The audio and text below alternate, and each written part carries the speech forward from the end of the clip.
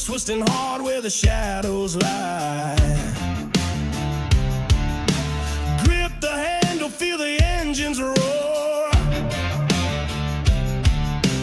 Freedom ain't a dream, it's the open door. Ride the storm, feel the thunder break. Cut the change and let the earth quake. Born to run, born to never fold. Heart of fire, soul of untamed gold.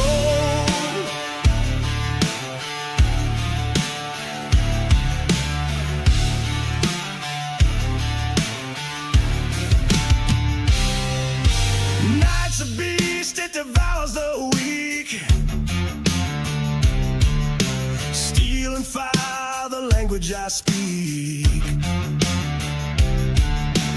Dust in my lungs, wind in my face. Speed's my temple, this road's my grace. Ride the storm, feel the thunder break. Cut the change and let the earth quake. Born to run, born to never fold. Heart of fire, soul of untamed gold.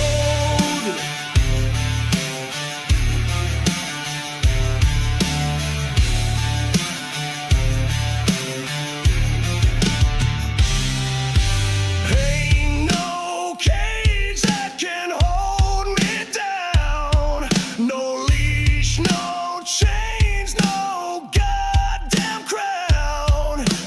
I'm a rebel, yeah, my spirit's raw. The world can't touch what the wild man saw.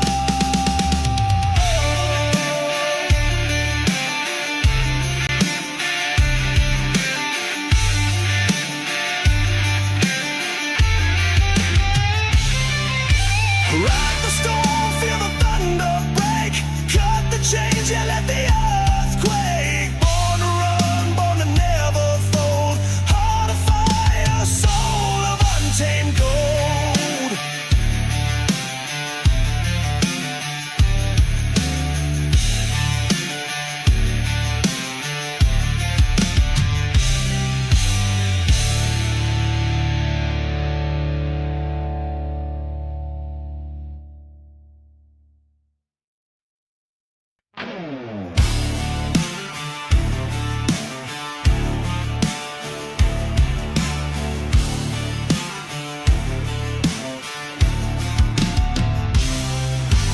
Wheels screaming loud under a blood-red sky.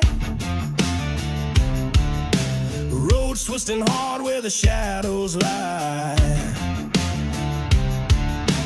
Grip the handle, feel the engines roar.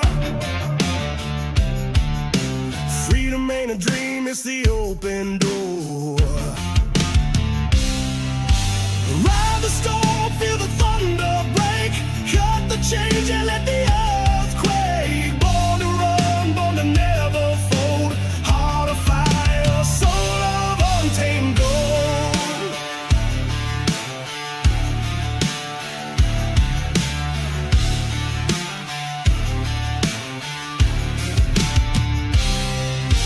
Night's a beast, it devours the weak.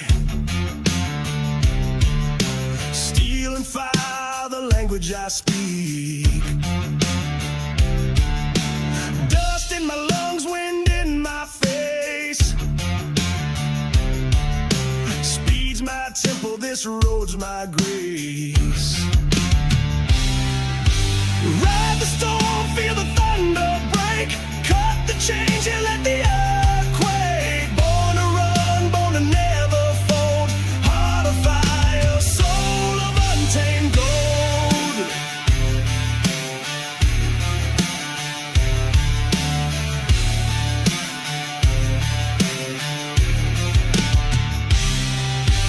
Ain't no cage that can hold me down. No leash, no chains, no God.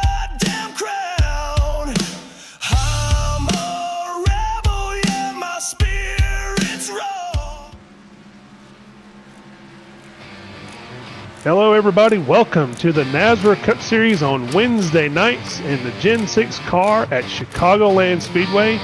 I am your race control director and fill-in broadcaster for Wesley, Justin White, and to my left, complete far left in another country, is Dean Hopton, running the background graphics and whatnot, and also giving a little bit of commentary as we go through tonight.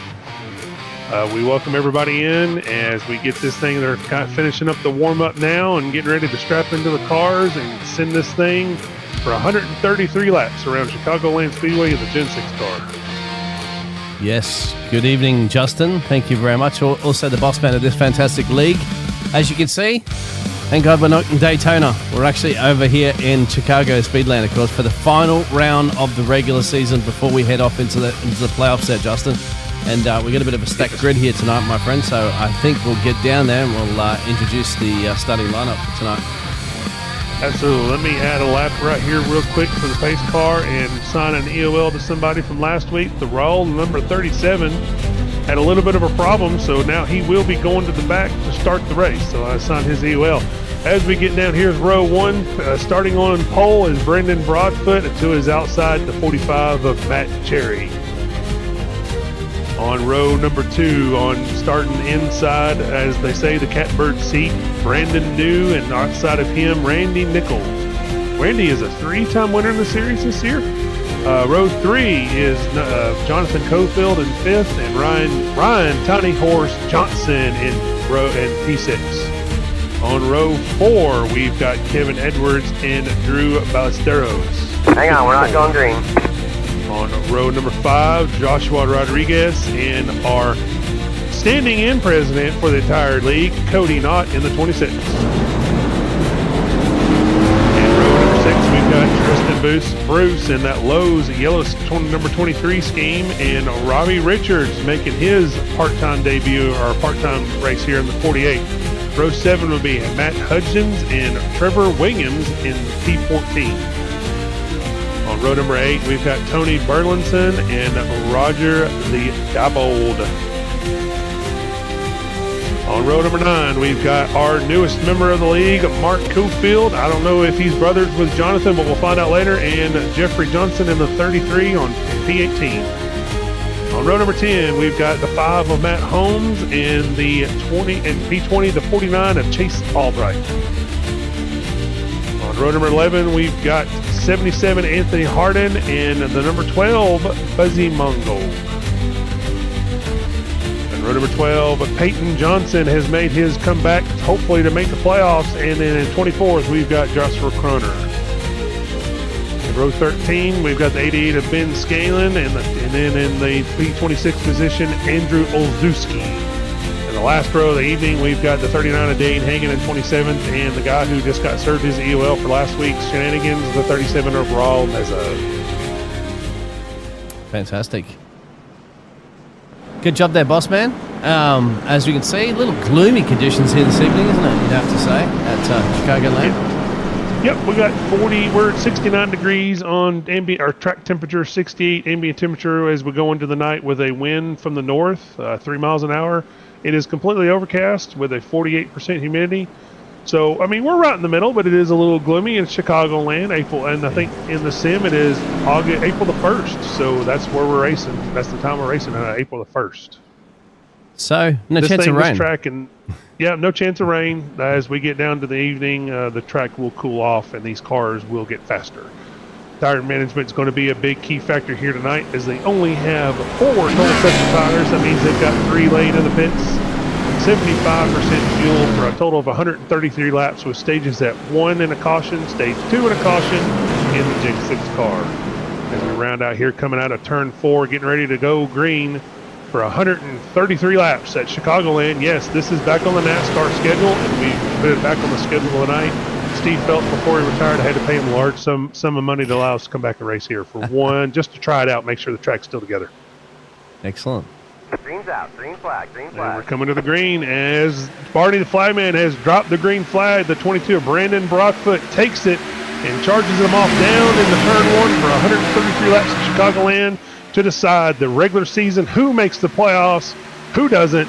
We're about to find out in 133 laps. three-wide action at the back there already too, my friend, in the midfield. Already, these guys are already. Look, it is a hornet's nest back there. Oh, a bit of moving and shaking and baking. As you can see out there. A little bit. But everybody tuning in, go ahead, my friend. Yeah, look at Robbie in there sitting in the middle of 4 wide as they come off that corner. I'll say now, if you're coming off turn 4 wide, that track likes to sweep up to the wall. And if you're not careful, you're going to collect the entire. No, that's not Robbie. That's the 23 of Tristan Bruce. My bad. You'll collect a lot of cars right now as these guys are literally all over each other. All over 3 wide, touching doors, door banging. Where's our famous Jacob Breeze door banging? The door bang. And why are all the sparks coming out of these cars as well too at the moment, my friend? Is that how much downforce that they're running? How low ground clearance? I'm going to say it's an iRacing glitch, to be 100% honest with you, because the next gen car does this too. I think it's the setup. I don't know if it's for show or factor, but if you look at that at the driver's side splitter, it is absolutely digging into the track. And this is a stock iRacing set, so everybody's got to run the same thing. But you know, it's a different look. I guess we're looking at Brendan New there running P9. Matt Cherry is charged to the front as these guys kind of single file and sort it out. You'll see some of these guys drop to the apron here and try to gain a little bit of momentum, but as they come back to a little bit of a transition off the apron, you'll see these things get squirrely. So you're going to at start of the run, it probably is not a huge problem, but at the end of the run, let me tell you what, it's going to be a huge problem as the tires wear out. In the chatter out there, yes, they're already time for the playoffs. You're going to stick with those... or go to the chase format next season?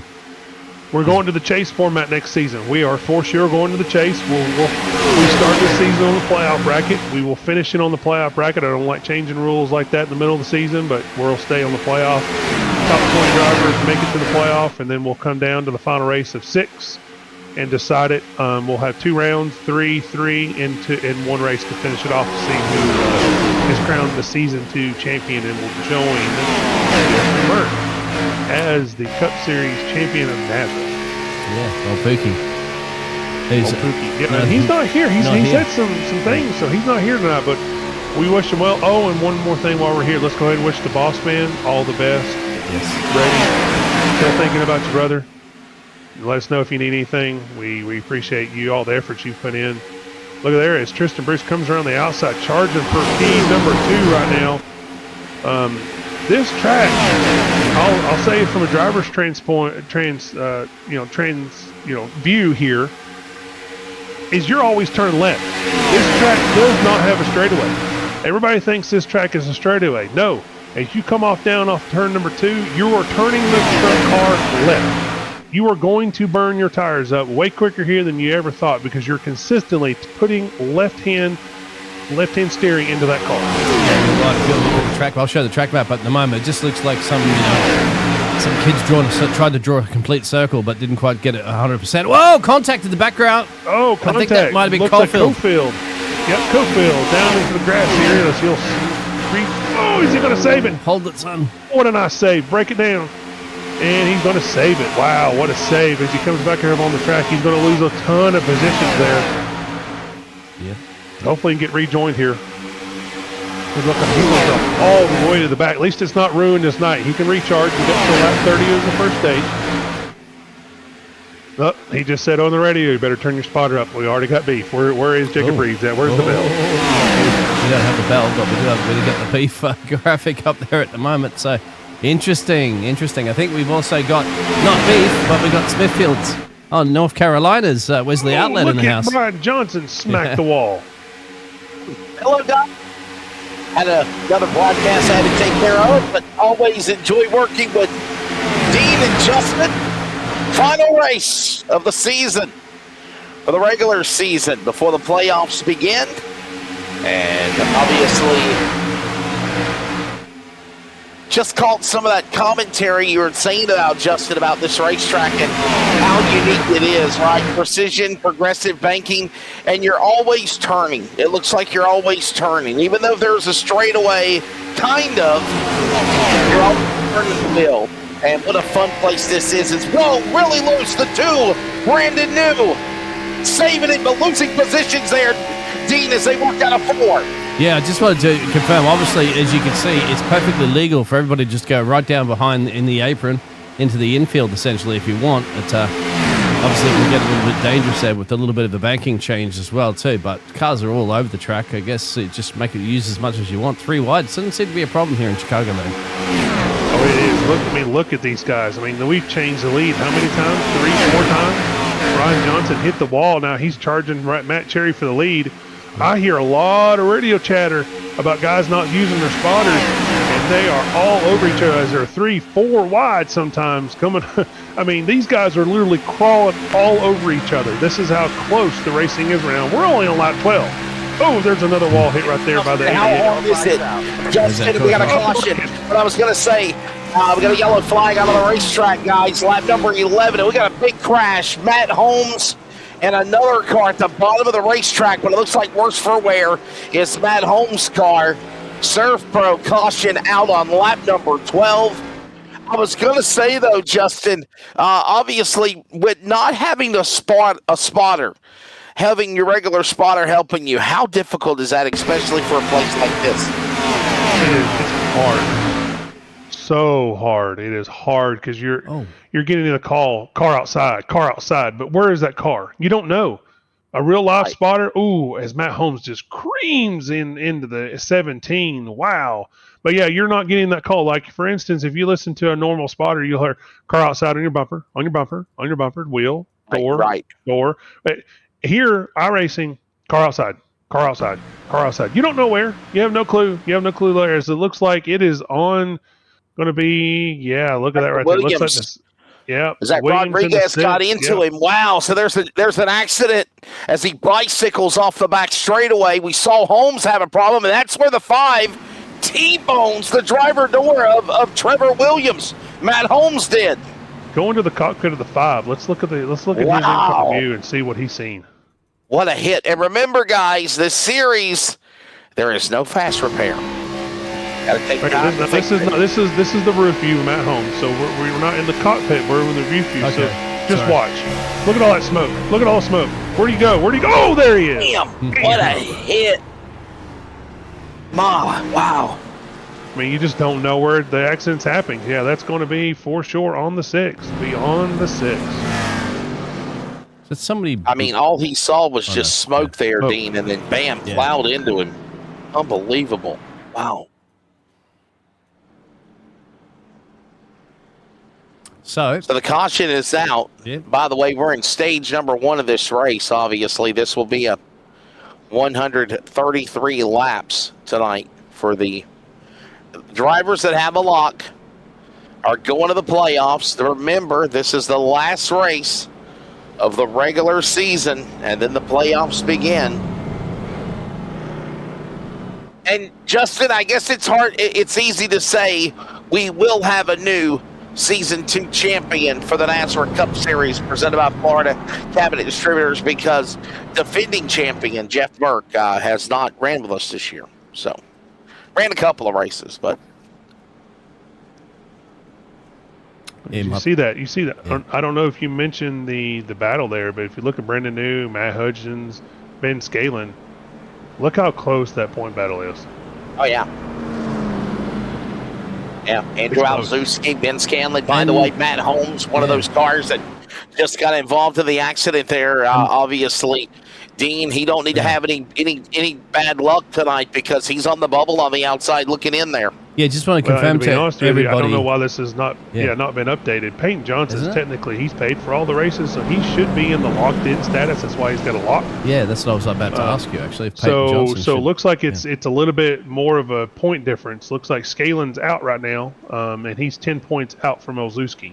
We need to get that updated. We'll get that updated. That is my fault. The new rule is if you pay for every race, it counts. So. I mean, because life gets in the way, but as long as you pay and do your part, you're in. We've also got the team standings real quick as well, too, which are about to go green again. As you can see, Blue Lights Racing. Hey, I don't run away with this one. Obviously, that's just a separate championship little battle that you can have, right, with all the drivers. And that's so, it doesn't look like anybody's going to be able to catch them just yet. But then again, remember, we still have those, the team standings are still going to count during the playoffs as well, too, right? Justin? They will, yes. Yeah, I think we run that into a playoff bracket. Green flag. There we go. Matt Cherry Back fires it up the away. line. Green flag here at Chicagoland. 15 to go in stage 1. This will take us to a 30-lap stage. And there's a look at the info down below. Stage 1 to lap 30. Glass Mechanics stage 2 all the way to lap 70. And then the push to lap 133. 4 sets of tires, 75% fuel capacity. And they are obviously using The Gen 6. the Gen 6 car. Yes, sir. I was going to say that. This is the car before the next gen car. One of the best Cup cars, in my opinion. As Randy Nichols is charging, you've seen Randy. He shoved Matt Cherry off down into the corner of 3, and he thought he was going to have enough momentum to get around him. And then there goes Robbie Richards. That shows how much the momentum can literally change over a half a lap. Looks like that outside line is, excuse me, still fighting off the allergies. As that outside line is you just keep that car powered up and you just roll it. To answer your question, Jay Sully, you can drive below the apron here at Chicagoland. It's allowed. It's not like super speedway like Talladega or Daytona. You drive below the apron, you can do that. It's at No your own penalty. risk, though. That's right. You go down there, you have to blend up safely. If you don't blend, oh, there's a wreck. Trouble. Richards, Harry Tribune, Brandon Broadfoot, Drew Ballesteros, and they pile in from there on the front straightaway. Caution out for the second time on lap number 18. Just wondering where that one started specifically, guys, because there's quite a few the people 7. involved in that one. Do you think it was the 7, With the Kevin 7. Edwards? Yeah. Okay. Yep, started with 7. Kevin Edwards, I think I said Harry Tribune. My apologies. The Daytona winner, Kevin Edwards, caught up in that accident and a host of other cars, including Broadfoot, Cody Knott, Brandon New, Drew Ballesteros, Robert Richards, and more. Watch this again. This is on board. Look at this on the front straightaway. My apologies. Kevin Edwards. And everybody slip sliding away to miss it, Dean. Yeah, we're going to go down to have a look at a drone camera, really, just to get an idea what it looks like from the top down. You can see the number 7. You're going to see this at the moment. Bang, gets into the 48, causes this kerfuffle of cars over there. Tags the 22, almost tags the 15. 77 gets by, 47 gets a little tap on this one. As you can see, the 22, 15, a few others, and the other drivers at the back there. Luckily, had just enough time to react to that, but a few drivers obviously out. Once again, as we elaborated before, no fast repairs, so any damage that you get right now on these next-gen cars, that's it. You got to work with it for the rest of the race. Another angle. Brandon Broadfoot.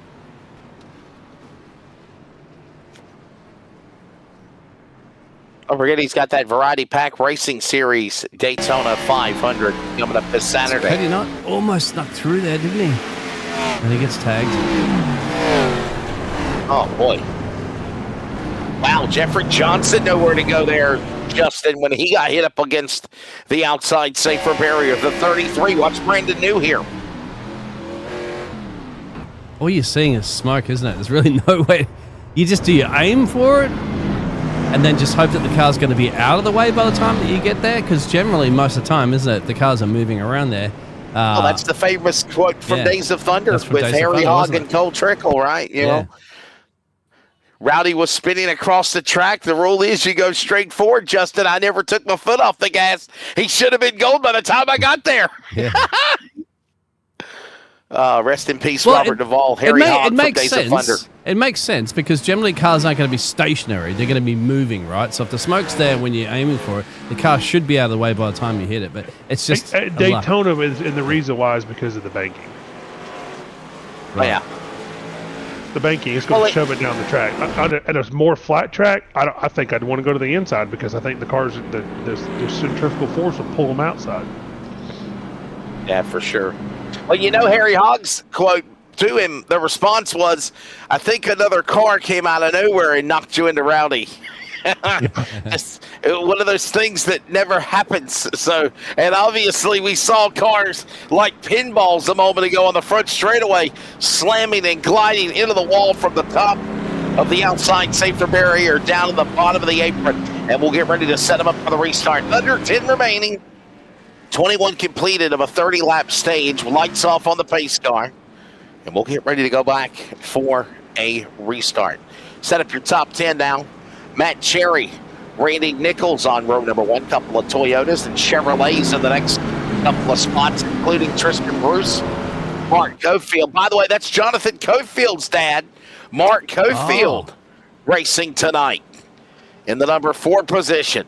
Followed by, of course, Anthony Harding, your top 5, up 16 spots. Matt Hudgens, Jonathan Cofield, Dane Hagen, a Ford, a Buzzy Bongold, Andrew Alzewski right there in the top 10. Anthony Harding down below, Justin, as the lights are off on the pace car.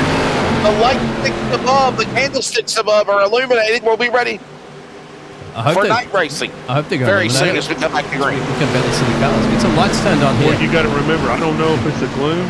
I just don't think these are LED lights. So we'll give it a pass as they update next season. These are not the LEDs. These are still halogen. That's and right. they will be racing at Chicago next year. NASCAR is back for the first time since 2019.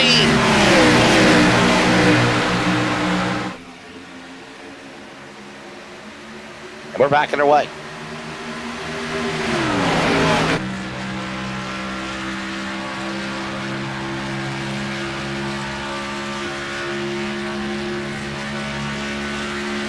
Got to have a good restart. Got to be comfortable.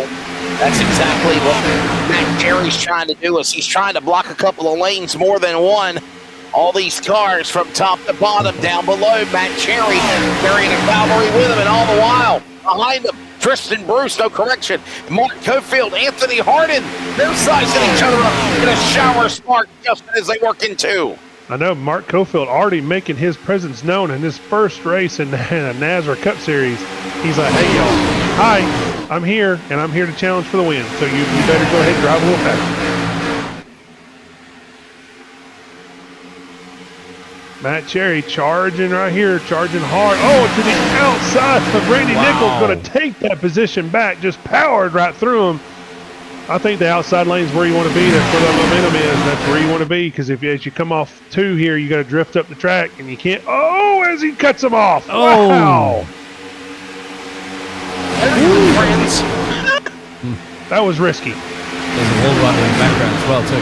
Can't see who that is, there. but they're going to drop down pretty quickly at the moment as it's all heated up at the front.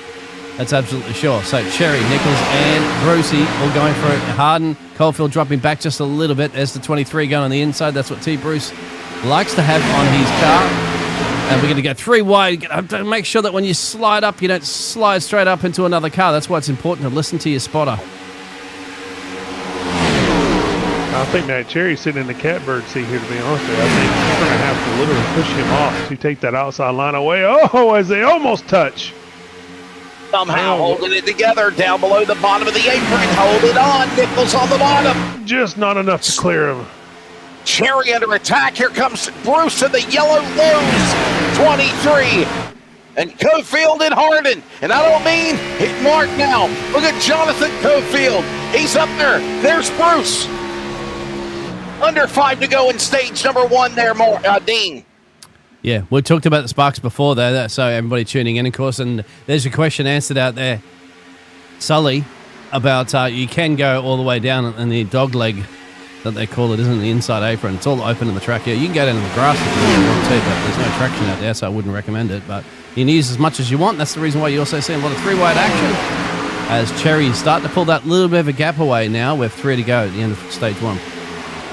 Yep, with 3 to go stage 1, they're going to have the outside lane. They're going to have to figure out a way around him. I think Randy Nichols has the idea. You're going to have to dive it off in there and turn 3 and forward, get the run, drop it to the apron, and when you clear him, you're just going to have to clear up quickly and just get there. Because if you don't, that outside lane, how this track is formed, I just don't think anybody's going to be passing off turn 2. Stage points critical, especially And this final race of the season is down goes Bruce below to the inside. He'll go to the lead. Coming to the liner, showing a punch in the back, dead center. Cherry gave it to him. Bruce goes to the apron. Third to the bottom. One to go here in stage one here in Chicagoland, and the caution is out. It's my fault. Thought it was over. Oh, you called the stage break? This wheel in the stage. Yeah. This wheel in the stage. They were supposed to be coming to lap number 30 this time by. This will complete stage number 1. Tristan Bruce is your stage 1 winner. Yeah, the man freshly back from Daytona, where he would have actually been with Jeff Merck as well, too. I think they actually were there for the Speed Week in Daytona. So hopefully we'll get to chat to T. Bruce about how his Daytona experience was again and how his experience was fighting with Matt Cherry to get the stage 1 victory. We'll take a quick commercial break first before the weekend get these drivers, which will come down to pit road, I'd imagine. Right, Justin White and the drivers? Yeah.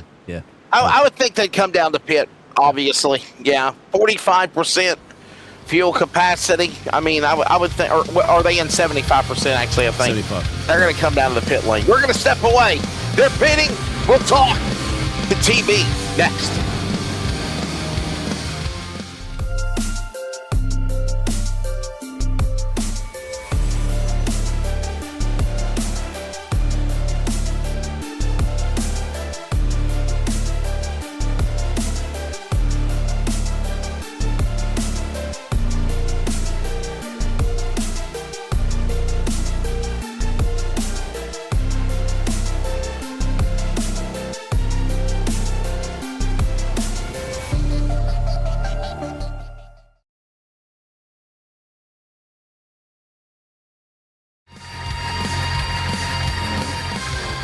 Here at Chicagoland, pit stops are coming to a close for the first time. Justin White, Dean Hopton, I'm Wesley Outland. NASRA Cup Series presented by Florida Cabinet Distributors. Tonight of the ServPro 220, and Tristan Bruce joins us in the box. Tristan, how was Daytona? Hey, and obviously stage 1 winner, my friend. Yeah, thank you. No, Daytona was great. Had a really good time. Yeah, for this stage, man, there's a lot of grip in these things, and you can run anywhere on the racetrack you want. It gets tight when you're behind a couple people, but other than that, it's flat out. So yeah, that was super fun.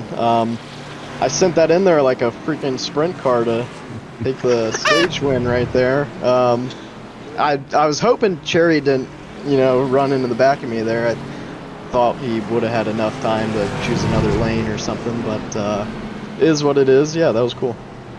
Yeah, you risked it for the biscuit there. I threw the caution out just to clear it out, just because I thought the 69 was going to turn it around in front of the field. Because when you did that move, you caused an accordion all the way back to like 5th place, and it got hairy for a minute. That is for sure. But as I was explaining on the broadcast, right, that's how you're going to take the stage, and you did it. Yeah, Justin, I think you know me. If there's a stage win right in front of me, I'm going to find a way to take it. So you're going to risk it for the biscuit every time. That's right. But no, these things are handling really good, so this should be a super good race here on out. Stage points, though, awfully important, right, Tristan? Especially for these guys that are obviously on the outside looking in or desperate to get into that final spot for the playoffs that start next week. Yeah, I mean, I'm going to take any points I can, no matter what the situation is with myself and other people. I'm already locked in, but, stage points, playoff points carry over, so, further into the playoffs. So, okay, I gotcha. But, yeah, and, I got a few teammates. Matt Holmes, he's sitting 18th in points, so we want to do whatever we can to make sure he gets in tonight. But, yep, we're just having fun and got to keep rolling. All right, Tristan, thanks for your time, buddy. Good luck. And Glass Mechanics stage number 2 is about to get underway here. Let's set up your top 5. Cofield now. Jonathan on the outside for the restart. His Chevrolet. Toyota Matt Cherry on the inside. Leader has the option to choose high or low for the restart zone. Tristan Bruce, Dan Hagan, Anthony Harden up to the green. Back underway here in Glass Mechanics. Stage number 2. We bust some birchable glass and kick some birchable. Don't say it. Booty. Let's go. I'm interested to see right now how Caulfield's going to go as well in this one, because he was showing some pace at the battle there before. But does Cherry going to want a little bit of revenge here? A little bit of a, how dare you steal my stage one away from me? Does Cherry going to want to just give everything he can here to take Glass McCain stage 2? I don't know if Cherry's going to be able to, because the 58, the 45, the 39, the 6, the 19 took gas only, guys. Oh, right. Gas only. So they are banking on this long green flag run at the end of the race. So they can, or maybe a caution at the end, and they'll have those freshies, because fresh tires will matter. Yeah, you were saying about that, because there's a constant circle essentially, isn't it, at this point? So there's really no resting place for the tires just to go, oh, thank you, down a straightaway and have a breather. No, they're going to be squealing, painful. There's Front straightaway again, and well, Tristan Bruce was talking about wanting to keep Matt Holmes out of trouble for the second time. Matt Holmes involved in an accident. So is Chase Albright. Yellow flag out for the fourth time, actually. Third for an accident on track. Lap 36. Here's a replay. Lights start warming up.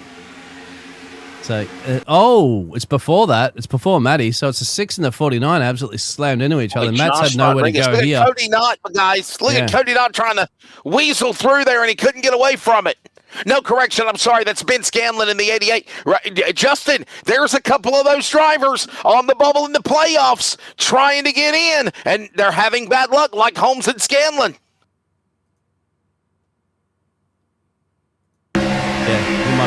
He's out of that sort out race control at the moment. But there's the 6. Just Justin, comes. look at this again here, Dean. Watch this. Yeah, and then takes the 49.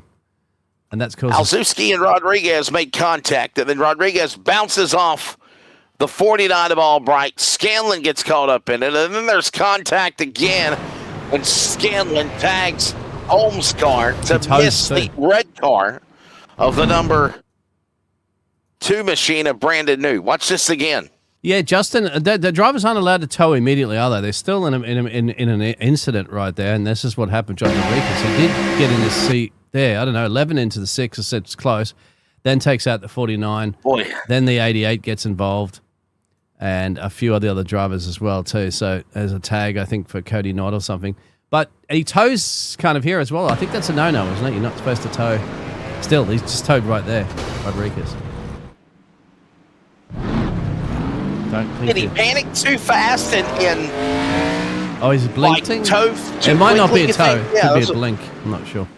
Yeah, it's a blink, sorry. Not a toe. Yeah, it's a disconnection kind of thing. Well, an iRacing thing. Let's have a look from Cody Knott's perspective. This is unfortunate for Cody. He's second time tonight he's been involved in an incident not of his fault, but goes down the inside. Has he avoided, actually? I think he does, actually. I think he does. Cody Knott avoids it.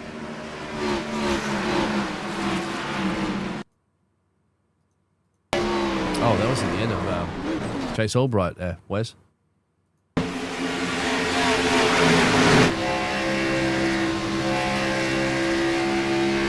Chase Albright, look again. Wow. 49, hard hit. I'll be honest, he did make contact really hard on the wall, but at least it wasn't more cars piling into him there. Another look at it again.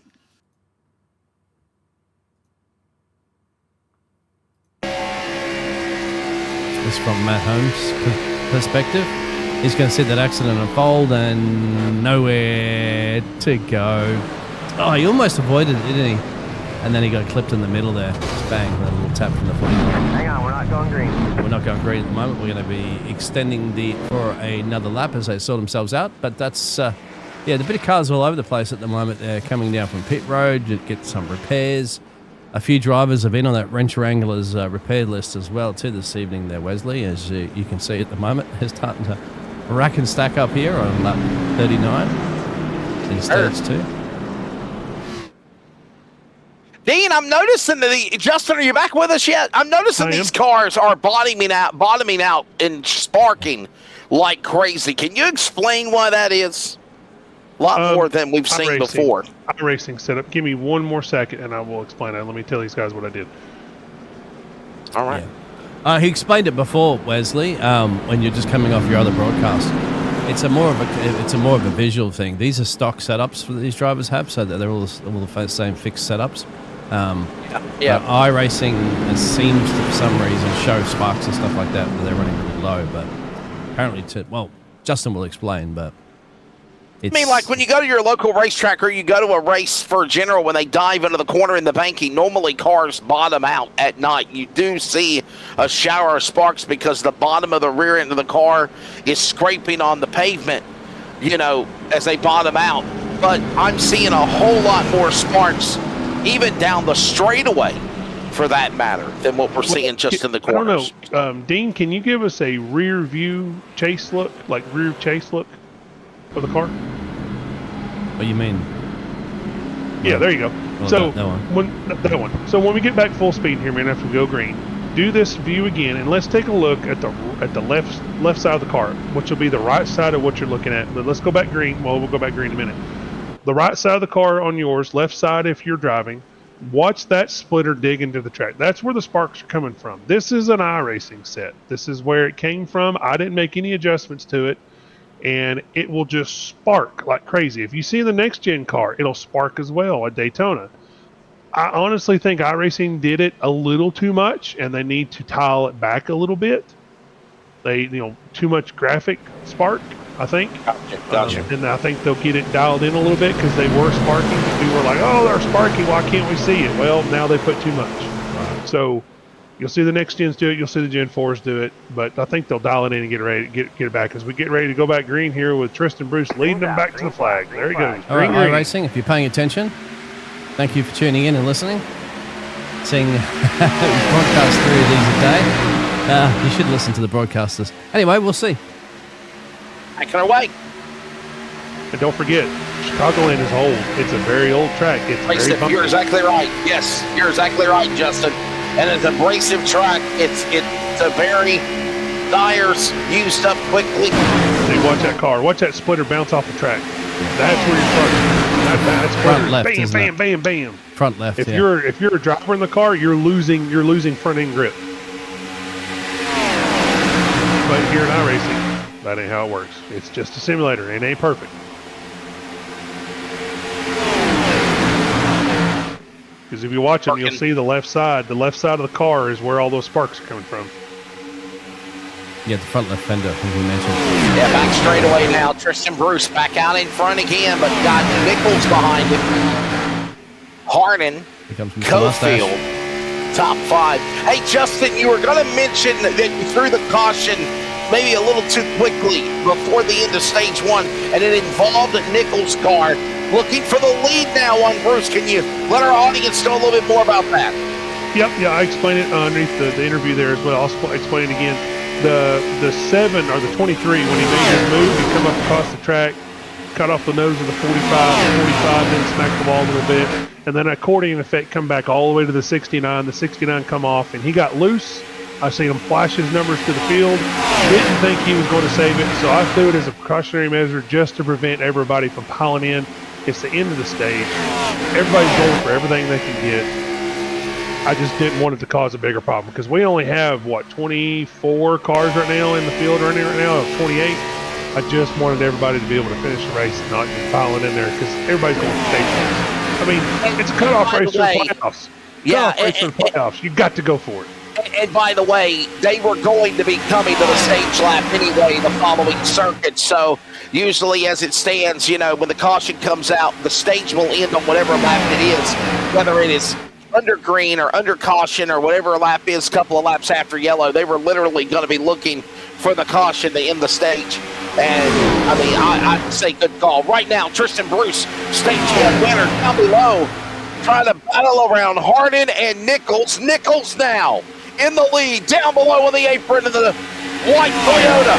69, Harden, you're on board with him. He's up against the outside wall, Dean, going into 1. He's up 19 places. T. Bruce on the inside there. They've had a little bit of a race between each other before, but look at that. Mark Caulfield doing a solid job. And guess what? Raul Mesa, he's right up into the mix-up. Biggest gainer as well, too. 23 positions there for the 39, so he wants to join this party, and he can cry if he wants to. But don't cry.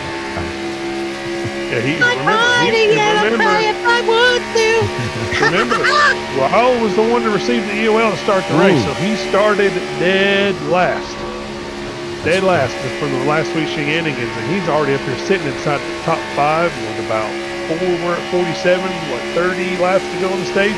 No, 23 laps to go on the stage. And he took tyres as well too, which is one of the key things. In fact, all those drivers at the moment that are inside the top 8 took those tyres, as you mentioned before, which is important. But that's why you see Caulfield's probably dropping back down. Just Jonathan Caulfield dropping back quite a bit at the moment too. Because, he's not going to find too much grip out there at the moment, is he? Doing 16 laps. You can see P10 now on old boots. More than that, actually. The last pit stop lap and what they did, whether it was repairs, tires, fuel only. See all that right there. For the most part, though, Justin, everybody that pitted at the end of stage 1, they pretty much took on 4 new freshies, as our buddy Jacob Reeves would call them. Yep, 58 didn't, 45 didn't, 19 didn't, and 39 did not take tires. So they're banking on that late race caution to put on them freshies. Yeah, well, you notice what happened to them, too. They fell back, didn't they? They're way back there by the wayside. They got no traction anymore. Yeah. See, Caulfield's down 13th. When we were talking about him before, it was like an 8th place. Now he's in 14th place, and he's one of the drivers that didn't take tyres before. So, well, look, I don't know, Dean, if you can zoom out, you can see the clear gap of who took tyres and who didn't, and where they stand. And look, there is a good half a straightaway difference between them. Yeah. You can clearly see it. So, I mean, that's a clear indicator who's got the freshies and who don't. Harden and Massa doing a solid job there. T. Bruce just still hanging in there in the mix there. Mark Caulfield, once again, a solid drive. He's going to be sitting there watching all this action in the P5 position. 12 positions up there. He's going to be challenging right there. But Raul Massa has got 2 37s on the side of that car. I think Raul Massa's got a new paint scheme, it looks like there, Wesley. Yeah. For the green machine. Massa rocking a solid green with orange for the sponsor. Normally got a little white, orange, and green all mixed together like the rainbow colors, but not tonight. Solid green. The man that we call Mr. 500, who, by the way, begins his 507th career start for NASRA tonight in the Cup Series. There he is.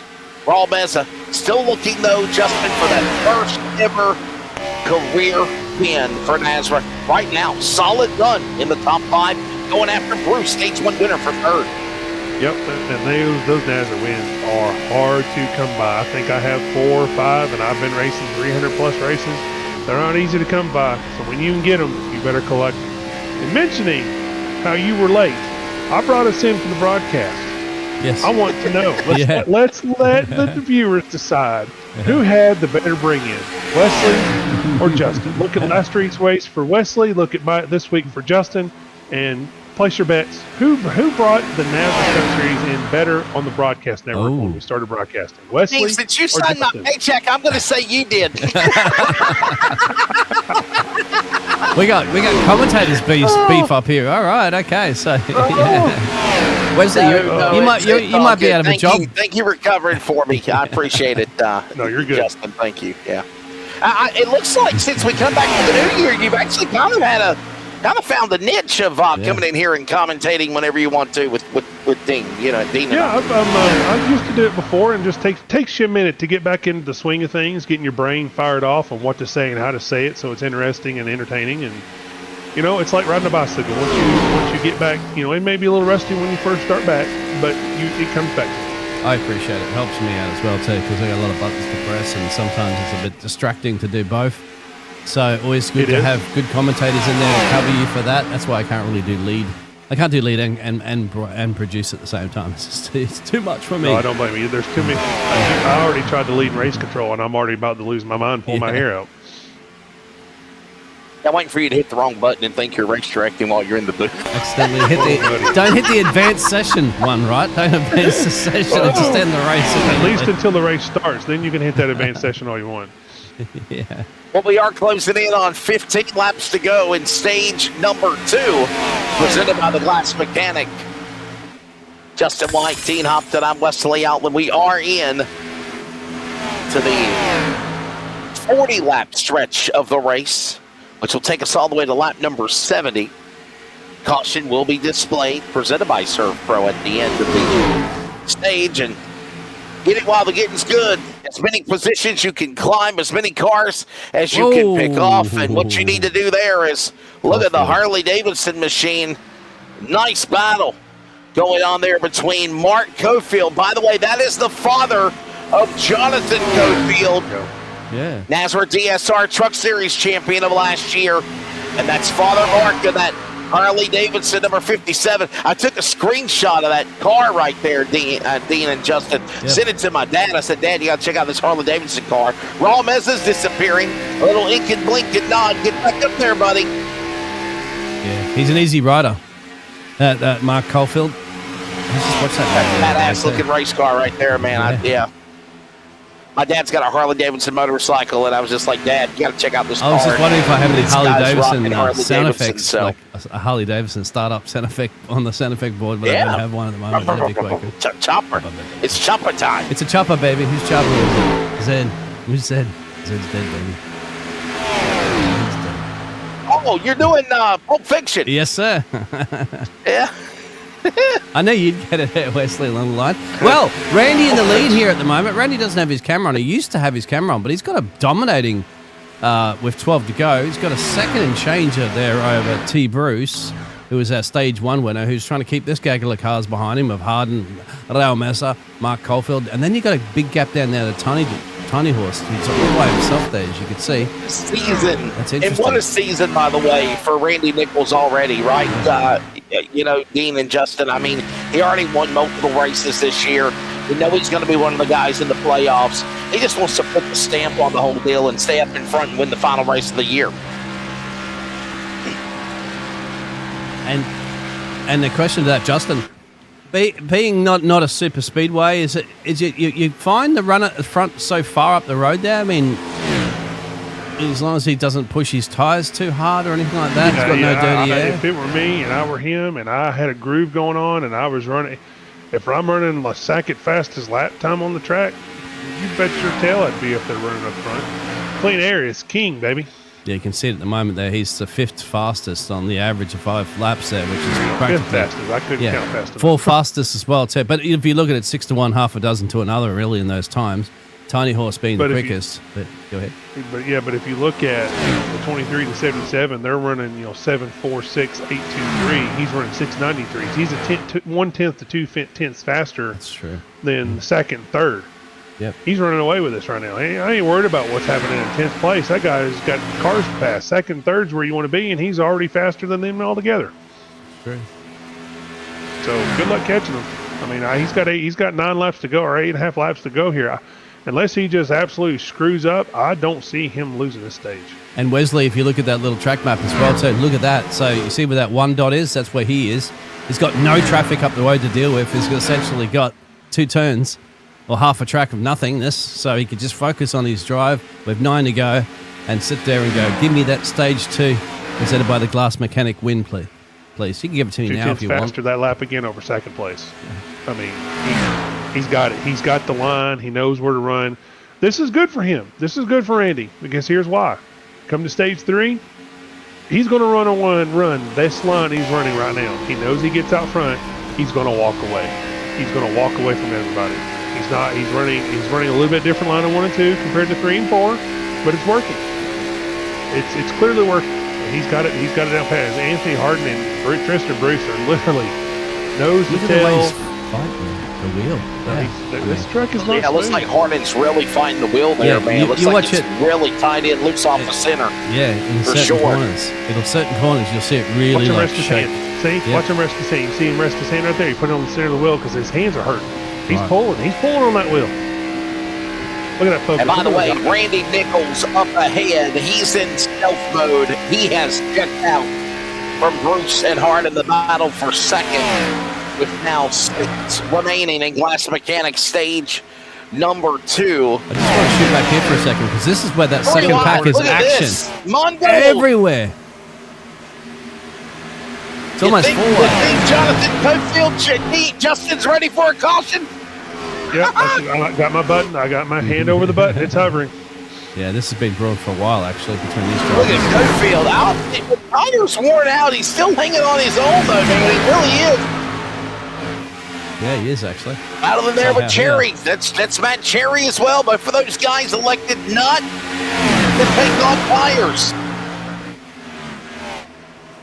They fell back all the way outside the top 10. Yeah. How are they going to Hanging get back there behind that gaggle of traffic with now 5 remaining in stage 2 there, Justin.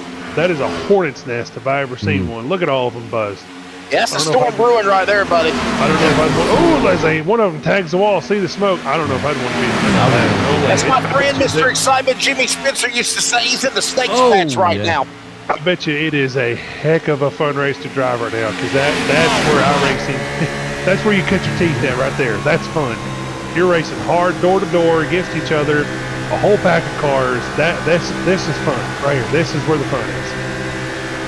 Because I guarantee you, when the guys get done with this race, this is the part of the race they're going to be talking about how much fun that was. Wesley, I feel like Kenny Rogers is in the danger zone right now, isn't it? Yeah, that's what you'd be setting that theme music because that's where they are. Anything can happen here. You want to be hoping. Randy needs to hope at the moment that there's no caution. He's got 3 to go. He's leading this race by a comfortable mile. And he doesn't want to have it to be re-racked, restacked with all this. Actually, Randy wants I think Randy wants the caution. When he think takes he this wants one it? to go right here, he'll be looking for the caution. He'll want it because that'll guarantee the stage win. No, he's doing really good, though, man. I mean, he's gone. He's gone. Coming to 2 to go. Glass Mechanic stage 2 this time by. There he is. There he goes. Pardon the pun. That's what he's doing. Yeah. Nobody could catch this guy. Nichols looking to be the only driver this year with multiple wins of anyone else. He has 3 wins. Some other drivers with maybe 2, 1, 3 wins. Look at Tristan Roots. Look at his charge. He literally just Final lap. passed 2 cars. Yeah. He passed 2 cars to take P2. He's going to have the most stage points tonight, clearly. You think about it, he's going to get 10 points for stage 1, 9 points for stage 2. As there he is right now from Denver, North Carolina. There's the Texan from the Lone Star State. Toyota Supra Camry. There he goes. Randy Nichols, Cintas. By the way, if you don't know what Cintas is, they make uniforms. Oh, okay. Off of turn 4, coming to the line. Stage 2 winner, presented by Glass Mechanic. We'll go to Randy Nichols. Yes, sir. The caution should come Top out. 10 across the scoring loop, and the caution will come out There again. it is. Right on cue. 70 laps completed. So we'll get to, no doubt, chat to Randy on a dominating form. T. Bruce would be happy, I'd have to say, with that P2. I mean, you know, he said he'll always go for the opportunity and risk it for the biscuit if he can to get a stage win, but it's too far back. How about Tiny Horse? I couldn't believe it. He sliced and diced his way back up through, and he somehow found a way getting himself up in that P3. He got ahead of Harden and Caulfield and Massa to get himself up into that P3. So this is a good stage win there for the Blue Lights Racing team because you've got Randy there and Ryan Johnson. And as you know, that Blue Light, we mentioned it before, they're in the team standings battle. Well, they're running away with it, and that's just a whole bunch of more points to the tally as well. And there's 2 blue lines in there, so I hope I got the right one. Let's cut to a commercial break, I guys. think everybody's coming down pit road again here, Dean, in just a moment, especially the 45 of Cherry and the 58 of Cofield, who did not take tires last go around. You know they're going to be getting 4 freshies, as our buddy Jacob Reeves calls it. Hey, by the way, don't forget about the NASRA Cups Truck Series every Friday night, 9 Eastern, 8 Central on the NASRA 360 Racing Network. And here they come. All on pit road, the entire field, with the exception of maybe one taking the free pass to get back on the lead lap, all pitting. Ballast. They're all getting 4 tires, fuel adjustments, maybe some time on the damage clock to fix some things. Randy Nichols around the horn when we come back. Stay with us. More coverage from Chicagoland the virtual Windy City, the regular season finale. Stage 3 is next.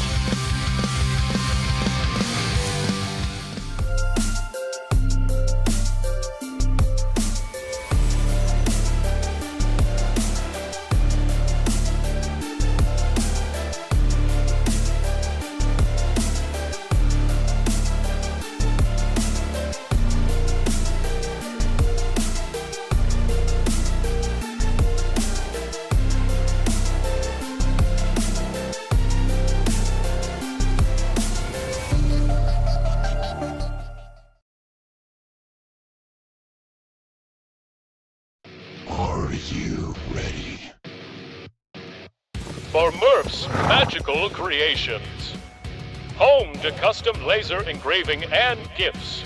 This veteran-owned and operated company engraves for all occasions. If you want one of Murph's Magical Creations, call the number on your screen or commission through either Instagram or via email. Murph's Magical Creations, made with love for you.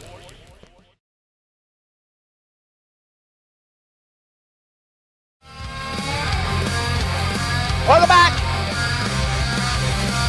You know what I'm going to do? Justin, you lead us back in. Go ahead, man. Go ahead. I'm going to lead us Start back over. in. You know what? As we get ready to start stage 3, I brought Is Randy it- Nichols up here. Yep. Randy, let Randy help us bring us in. What do you think about the track? What do you think about the setup? I mean, it's snug, especially when you get behind a car. But I mean, I think it's fun. I mean, it's good racing this car on this kind of track. But I mean, it's pack racing on a mile and a half. Oh, you got it figured out. You were checking out from those guys. I mean, literally, once you got out there and you set sail, you just clicking off laps either a little bit faster than them or right on the same time as they were. You about tempted to do the same thing here for stage 3?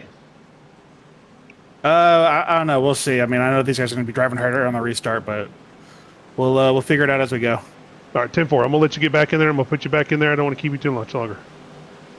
There you go. Thoughts of Randy Nichols from Houston, Texas, getting ready for the restart. Green, green. As everybody has got 4 new Freshies fuel tanks are packed, and they got 60 laps to the finish. We're in stage 3. The run of the bunny is on. Now, these guys will have to stop one more time. One more. So, I don't know what the laps are, and I'll go find out right now. And somebody will tell me, and I'll be right back and let you guys know what lap we're looking for pitting. Hang on just a minute. Sending Justin down from the comms box all the way down the pit lane. That'll be a bit of a Real hike. quickly, Yes, sir. Dean, put up the race analysis for the event right there. Yes, What it is, stages and whatnot. 75% fuel capacity. They're in one of these Cup cars. It's the Gen 6 car. I would say they probably are going to have to pit with under 30, about 35 to go. Yeah, I think They can you're go right. 42 laps. 42 laps. thank you. 42. So, There you go. I said 35, so I was off by 5-7 laps. you There you got go. 58 laps. You can go 42. Where we at? 16 laps to go? Yes, sir. Well, I'll pull up Pretty the We have beautiful we're pit stop 57 graphic. to go at the line. Yeah, so you see currently at the 57 to moment go, they've then go done 40, yep. they've done 4 laps. Already done?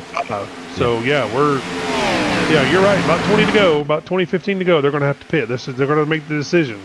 This is When pending. do I come? Do I come now? Do I come a little bit later? How much fuel do I put in it? What do we want to do here? That's the question. I think Justin, Is the they'll, car going to they'll handle different? waiting for a caution, won't they? They'll be seeing if there's going to be a caution because it's a big pack up there at the moment. There's a lot of pack racing. There's a good chance that there could be a caution. So you'd be waiting for that, and then we'll dive in for sure, right? If it's me, I'm draining this thing dry. I'm hoping for that caution to That's come what down. I'm draining it until there's nothing left. Ralph's chatting to Look somebody. around. He is talking to his car. He's like, this thing ain't handling worth crap.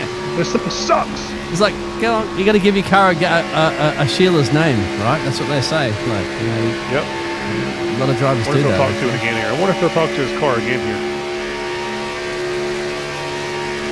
Maybe, if we get a caution, maybe we'll bring up Roll and ask him what he was saying to his car. He's still talking to his car. Let's see what he's saying. Move out of the way, I'm going to run over your Taco Bell dog.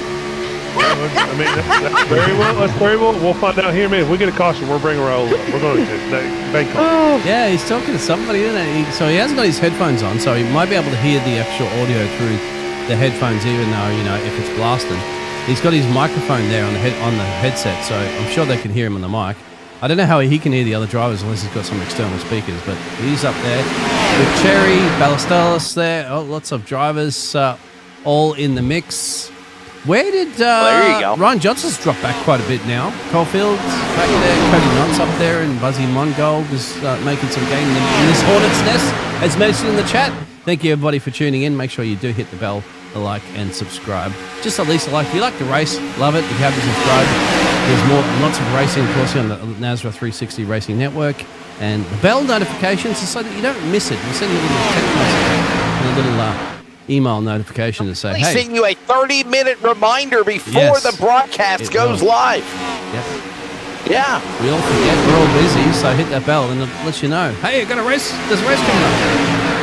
Especially in the playoffs now. Final round, actually, of the regular season. Oh, when playoffs will start. You think it's been hairy now? Just wait until the playoffs start. We got three race charts for each round, except for that last race, which is a single race.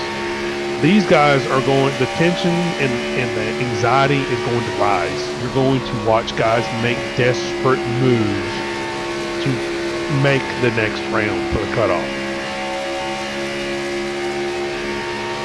It'll be an exciting one. They will. They definitely will. The next season will be even more exciting. We'll have what, 7 races, a 7-race chase. You're gonna have to be on your game. That's right. Yep. Be on your game every single week. This one, you got to be on your game every single lap. That was close. Look at Buzzy just drive up.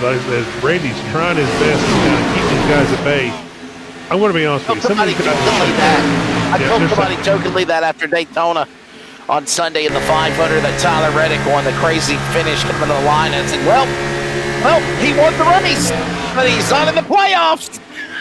You're not in the postseason. You got to work hard all year long. And that's the way it needs to be. That's the way it needs to be. You got to work hard. I don't think you should win and just kick your feet up. You shouldn't win and be in. No. You shouldn't win and be in. No, that's not fair.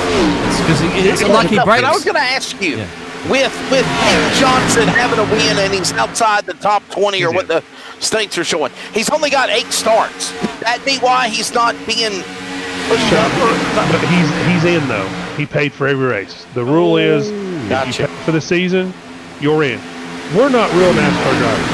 Yeah. We don't get paid millions of dollars. Some of us have real-life things. So as long as you pay and contribute to the pot, I think you should be able to race for a championship. There you go.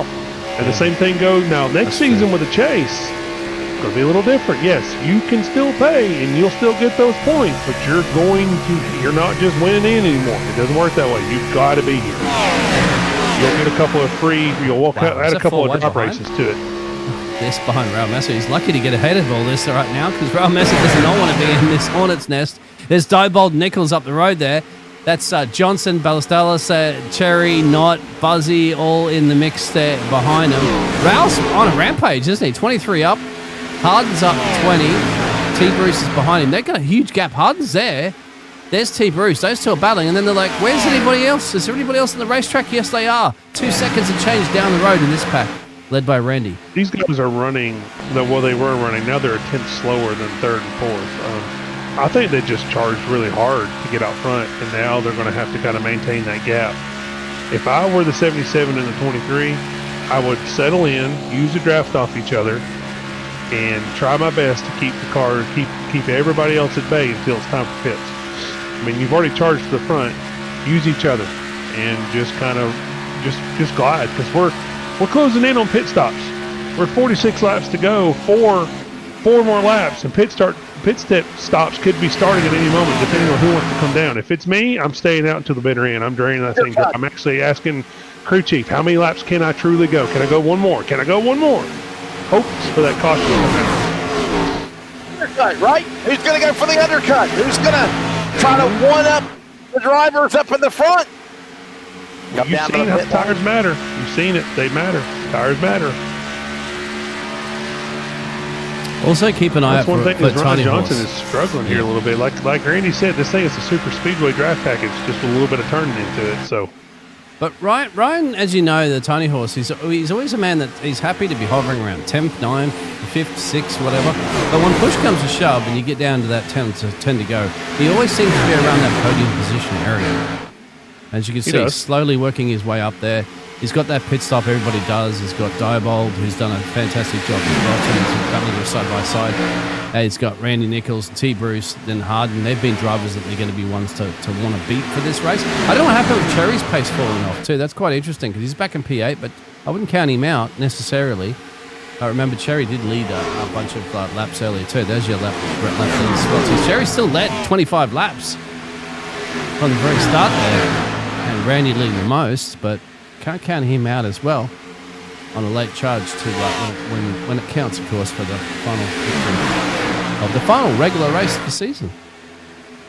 Now, sometimes, if you get behind the 8 ball and you make a decision for pitting or whatnot, not taking tires, you get caught back in this pack and you don't recover. So that's one of those just... You think that's what it was with Cherry? Call you make.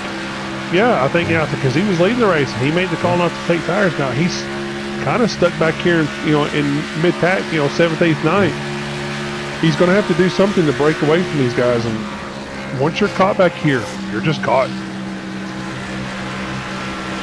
To the line, closing in on 40 to go. They're in the back straightaway right now. There's Matt Cherry.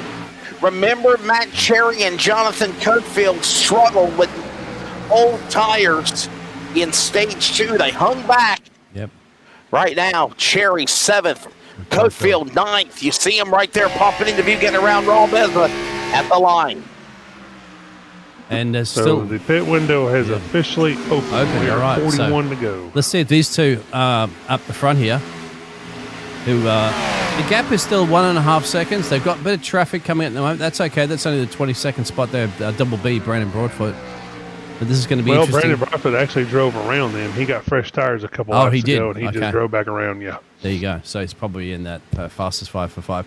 Brandon's on our cam too, so we do want to shout out Brandon's triple screen setup. There he is. So he's just racing to try to get there, and he's got a Fisher Price steering wheel as well too. There, Wesley. He does.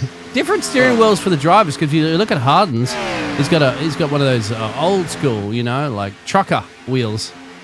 You keep on trucking. Whereas everybody's got probably a different wheelbase. Yeah. Some guys have Fanatec, some guys have Logitech. That's right. Some guys have Semicube. Thrustmaster. It all depends on everybody is not driving the same equipment. I think Anthony Harden likes it for a John Deere kind of tractor or something like that, isn't it? I do. I've got a 15-inch wheel. I find, and that's what most NASCAR drivers drive, is a 15-inch wheel. Yeah. Now they'll drive the smaller 14, 13-inch wheel on a road course. Yes. But that 15-inch wheel just adds so much realism. It's more surface area, isn't it? You'd have to say to turn. Yep. So more leverage. it makes sense like that. But of course, for road courses, it's hard in fighting the wheel guys. You still see that. Yeah. Justin, is there any way you can fix that, or is that just the way it is? Look at this. That's Look just at the the way way it he's is. turning the wheel. But watch the tape. Watch the tape. Still turning. Oh, see, it never fully returns to center. He's still turning. Yeah. And Look at his wrist. Yeah, you said about that, isn't it? Look at him turn them wrists. He's still turning That wrist tire, don't he? Yep. He's going to end up having, he's struggling. I mean, he probably has his feedback turned up too. Yeah, you got to remember too. They're just to let everybody know who's tuned in that isn't used to using racing steering wheels with this proper racing steering wheels. They had that feedback, so you're turning it. It's tight. It's really hard to turn. It's like if you guys everybody was old enough to know without a car without power steering back in the day, right? Yeah. That's what it feels like. You know what? Yeah. Oh, little snap there. Yeah. Yep. And Justin, I noticed also he's wearing gloves too. Explain to our audience, even though this is a sim, he's wearing gloves like a race car driver would do inside the cockpit of a car. I want to be honest with you. I wear gloves too, and the reason why, you guys see that black finish is an Alcantara like fuzzy finish, and your oils on your hands, you're always secreting oils. So in the end, you touch that wheel a lot. You're not like NASCAR where they just replace the wheel once a week or they can replace it.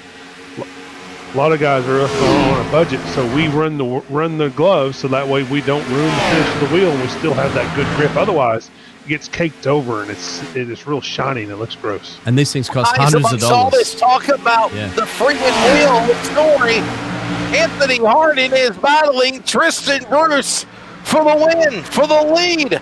35 to go. His window should be wide open right now. Any moment.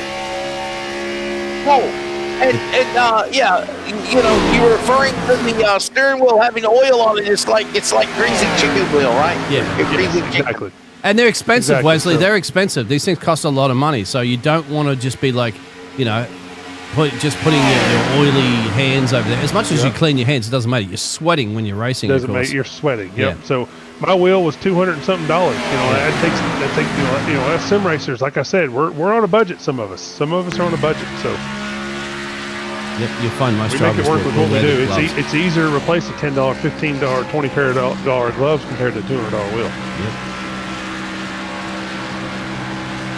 You've seen steering wheels Especially in when you get it cars set up right. years ago, you know, old cars when, I mean, of course, it's regular road cars, but they're meant steering wheels to last a lot longer. But you see steering wheels that have been used for like 10 years and they're all worn and stuff like that. So you can imagine. But you're not racing, you're not sweating, you're not sitting in a racing rig and all that sort of stuff. And force feedback, and as they're you leather. can imagine. They're leather. And they're mostly leather. That's right. The leather covered wheel is just expensive. So here's Tiny Horse working his way back up. He's caught this pack. In fact, he has T. Bruce and Randy. So T. Bruce is Look gone. at Randy Johnson. Yeah, I mean, past him, sorry, and not there Randy comes Johnson. Johnson. We're not talking about baseball players, guys. We're looking at Randy Nichols and Ryan Johnson. Look at these guys. They, you know, the 77 and the 23 charged to the front, and look at the 26 or the 69 and the 38. They're up here. And look at the 45 of Matt Cherry. We were talking about how he was behind the 8-ball. He said, now. well, I heard you guys talking about me. I'm going to come to the front. Watch this. 3 wide action. Where's Cherry going to go? Biz Ray, to answer your question, Biz Ray, how the hell you say your name, Ray, whatever you say. They are allowed to go down on the apron. Yes, the only time that you can't use the apron is Daytona, Talladega, Atlanta, to advance your positions, and Atlanta, Daytona, Talladega, Atlanta, super speedway racing. But here you can go below the apron, but you have to do it at your own discretion, and you can't come back up and plow the field, if you will.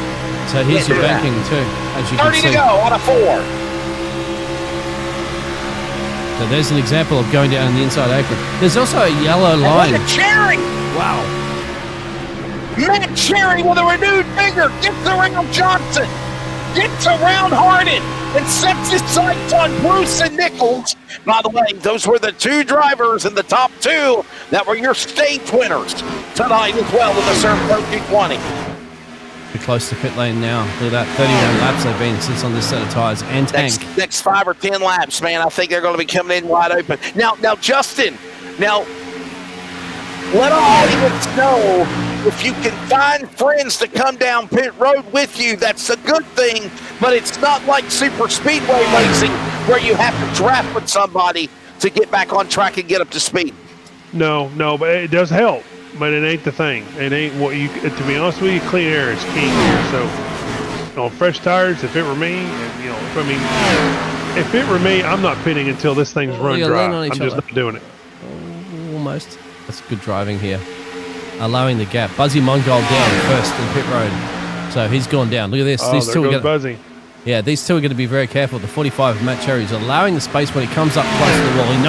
He knows the outside's hardened there. He knows it, but he's got to allow the space when he comes up. And that's always the risky thing, isn't it, there, Justin? Because the car's going to want to slide. There's not so much you could do when it slides, because especially at this point of the race too, where you've been driving so much on those tires, and those tires are just starting to give away. Yeah, you're risking it if you're driving that. If you're driving door-to-door or something like that, you don't know if Netco's going to kick in or what's going to happen. But here's Matt Cherry. He's going to sink it off down into 1. He's going to hope to clear Hardin here. Clear it, yeah. Looks like he's going to do it right there. He finally did it. Finally.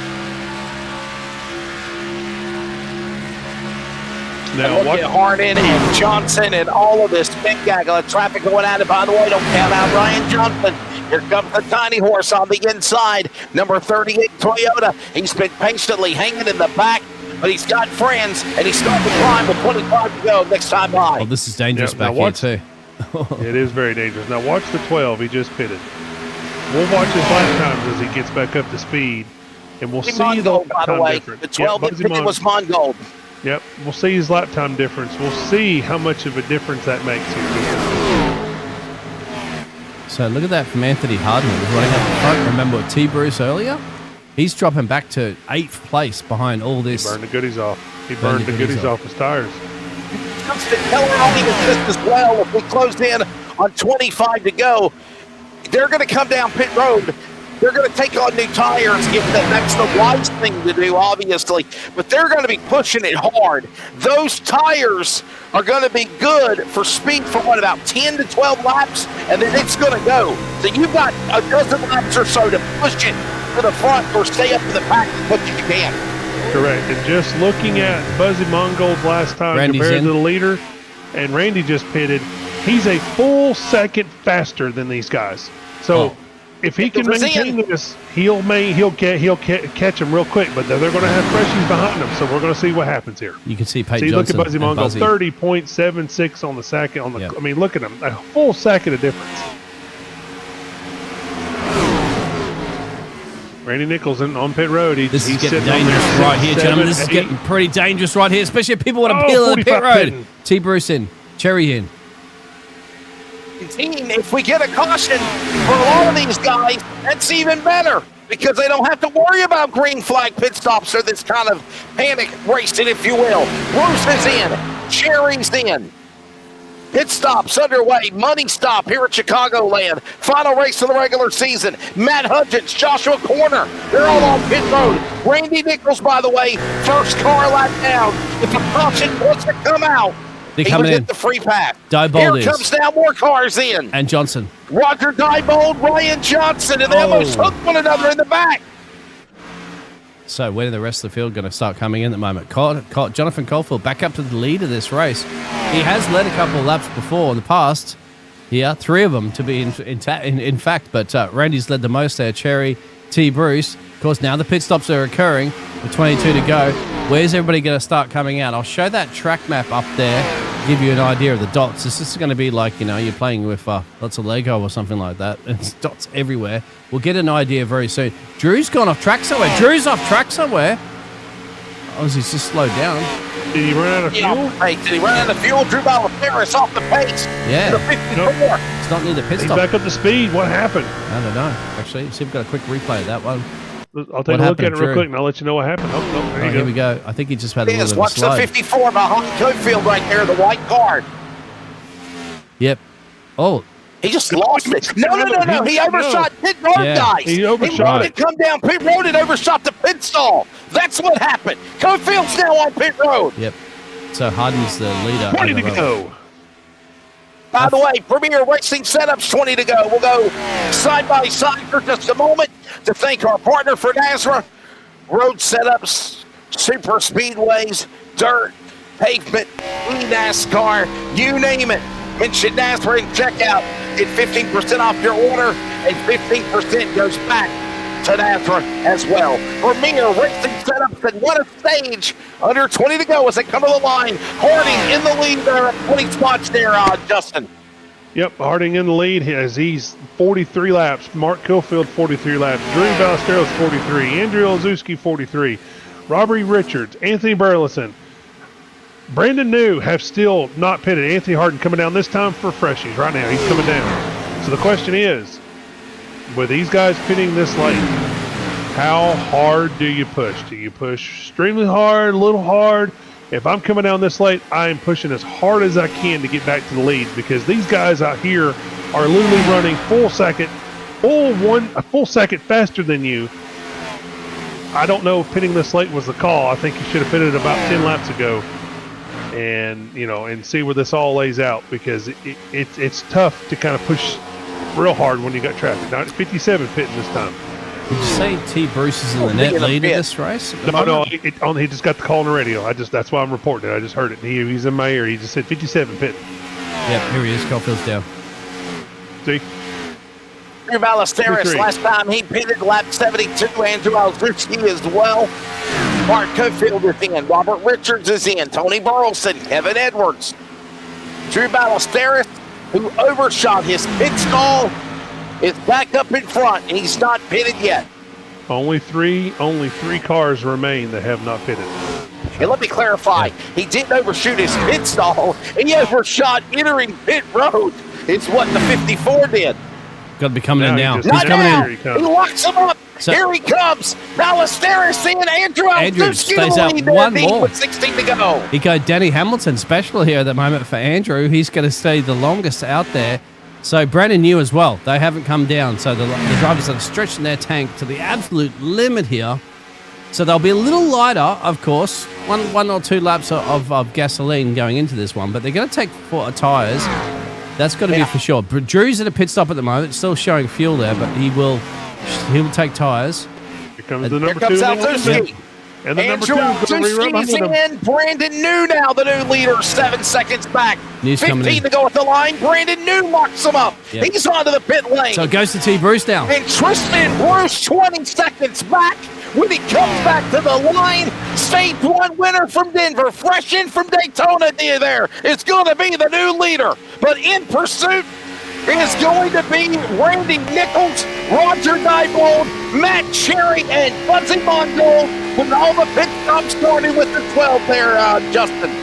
Look how far he came up. He was riding back there in P16, 17. Pitting that early puts him inside the top 6. The question is, does he have enough to hold him off and not drop back that far again? I don't know. He's burned the goodies. He's 14 laps on these tires. 14 laps on him. So I don't know if he's got enough to hold some of these guys. He might end up back out where he was before. But right now, Randy Nichols is catching Tristan Bruce. Yeah, look at He's that. catching him a tenth a lap. So the question is, does he have enough? He's definitely got the grab. Question. He can sniff it. I think when he catches him, you're going to have a heck of a battle for the lead when it comes to it. I don't know if you knew this, Justin, but on Monday night, the NASRA DSR Electric Truck Series ran a race, and I believe it was at, this past weekend we were at Atlanta, Old Atlanta Motor Speedway. At one time of the race at the end, Gene, you remember this, every driver was a lap down except the leader. Yes. The entire field was a lap down. I'd never seen anything like that before in iRacing. You had not, my friend. The right call. If they've had a caution, he would have come out sitting not pretty if the lead with whoever was leading that thing. Buzzy don't Mongold forget, and Jonathan. Friday. Yep, go ahead, my friend. I'm sorry, I was just going to say Friday night, join the Oh, we had NASRA contact. Concerns of Elite Survivors Truck Series at Vegas. And we got Buzzy's a problem. damaged. Buzzy Mongold in trouble, damage on the 12. We still race on, though. Yeah. 12 to go. 12 is damaged. He's in the wall. I'm not sure what happened there, but Will this trigger a caution? Buzzy Mongold from Concord. Gotta come His in. Ford is all damaged on the Mustang right front. In a shower of sparks. And look at him shaking his head in disbelief. yeah, the tire's busted. Look. Look at the toe in. Look at the suspension, Justin. It's gone. He's out of done. it. He's done.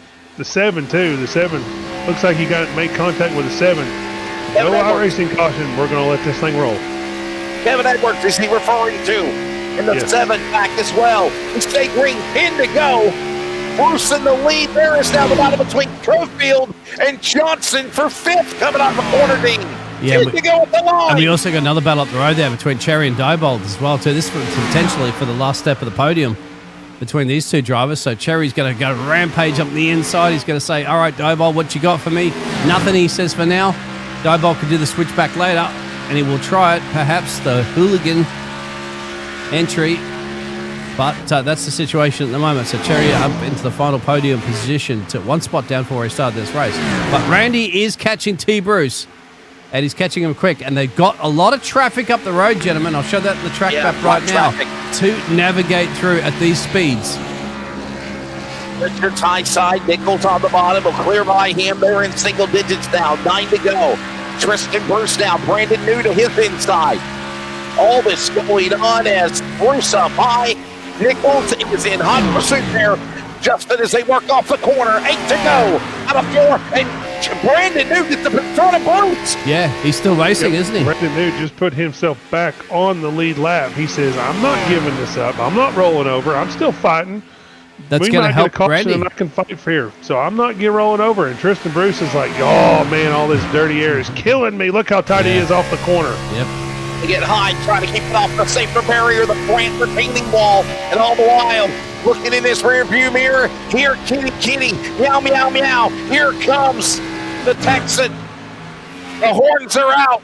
He's going after him. Randy Nichols, the most wins of the season at 3, looking for win 4. That's the most of anybody.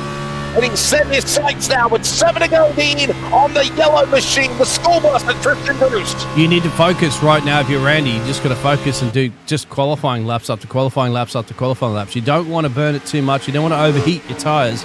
You just want to hunt down T. Bruce. You've got your spotter probably allowing you to know, well, there is only a couple of cars up the road, so it's a pretty clear track of 7 to go here. He's just got to just take the perfect line here. That's the advantage that you have being the predator chasing the prey, is that you can see where T. Bruce is. You can see what track line he's making, and you can see where he's scrubbing tires. You can see where he's losing speed. Problem with T. Bruce is he can't really see what's going on. He's going to be focusing forwards, not backwards. So he's just got to drive what he's used to. Memory instinct is like riding a bike. See a little tank slapper under the fence there for T. Bruce. It'll cost just a millisecond or two, but it might be enough once again to put the clutches of Randy Nichols in to steal this race win away. Can he get there? Does he got time? 5 to go. I think when he gets there, it's going to be right at the cusp, and he's going to have to use the bumper to get around him. He's out of time. He's got to get there. If he's going to fight him, he's got to get there now, or he's got to get there and he's got to bump him and push him up the track or down the track or whatever. He is faster. He is being more consistent. Look at those sparks fly. He is definitely pulling up to Tristan Bruce in the draft. 4 to go. This is going to be a battle. Go ahead and tune in now. Forget the popcorn. Forget the drinks. You're too late. Strap in and watch, because this is about to get interesting. 6 miles remain down the Blanchard straightaway. The Lowe's Cobalt, number 23 from Denver, North Carolina, Tristan Bruce. But you know the old thing, though, Justin White, you're a driver yourself. It is one thing to run somebody down. It is another story to pass them. And you can't do it that way when Nichols hits the wall. 3 to go here at Chicagoland. No, you cannot. Looks like they still match lap times, but Randy Nichols is going to have to regather himself and go back after him. I don't know. Look at all that momentum he lost. All it takes is a little bit of a wall tap, and I don't know if he can regather. We're going to find out. If he can, it'd be impressive. But like you said, it is one thing to catch him and another thing to pass him. Shout out there. Lap this time by Come on, T. Bruce, she says. There's great battles happening between Ryan Johnson and Coalfield at the moment as well, too, for the big 4th and 5th. But we're going to not take our eyes off these two battling it out for the lead here. Randy's last late charge here is going to take a lot to take it out of T. Bruce here with 2 to go. He is. He's rebuilt that momentum again. Does he have enough? Coming to the white flag. Oh, he's pulling to the back bumper. Here we go. Off into 4, running high. Let's see if he gets to run off the corner to hopefully pull up alongside of him. Oh, here he comes. Here he comes. The wall. That opens the door for Nichols. White flag in the air. Presented by Guarantee Tell and Shine. He sets his sights on Bruce. Bruce up high. Nichols on the bottom. He'll hug the inside. He's at the left rear. They're going to be side by side. No. Bruce on the gas. Staying to the inside. Coming off the draft on Nichols. They dive into 3. Final race before the playoffs. Tristan Bruce coming off the corner. Here he comes. Nichols can't get there. From Daytona to virtual Chicago, Tristan Bruce wins the ServPro 220. It wasn't easy. He got to fight, but he wins it in the end. You got to fight for your right to party, as they would say back in the day, wasn't it? But T. Bruce, what a fantastic job there. He's going to do a little bit. SVG. And you know what, Justin? They could have turned each other. They could have ran each other up the racetrack. There could have been some crazy, chaotic finishing, but they respected one another. And what a way for Tristan Bruce to rally back and win this thing. By the way, stage winners. I mean, these guys were pretty much the cream of the crop all night. Stage 1 winner, Tristan Bruce. Stage 2 winner, Randy Nichols. Winner overall, Tristan Bruce. And Matt Cherry, by the way, with the exception of not taking tires in Stage 2 and fell back, he was a front runner as well in the 45. So I think the front cars definitely stood out tonight here at Chicago in the ServPro 220, Justin.